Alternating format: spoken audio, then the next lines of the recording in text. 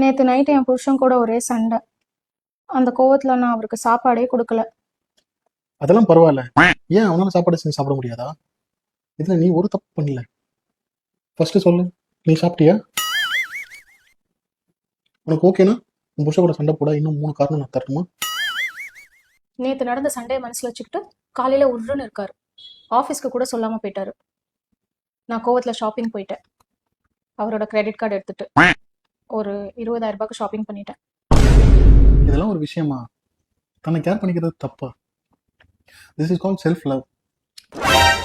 ஆனா நீ இன்னொரு லக்ஸரி ஹேண்ட்பேக் கூட சேர்த்து வாங்கியிருந்துக்கலாம். உனக்கு ஓகேனா நான் nearby 3 luxury bag stores suggest பண்ணட்டுமா? ஓகே.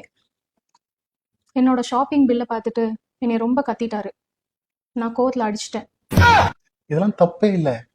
நீ வெறும் அடிக்கத்தானே செஞ்ச, கொலை பண்ணிடல. இதுக்கு நீ வருத்தப்படுறதுலயே தெரியுது நீ எவ்வளவு நல்லவன்.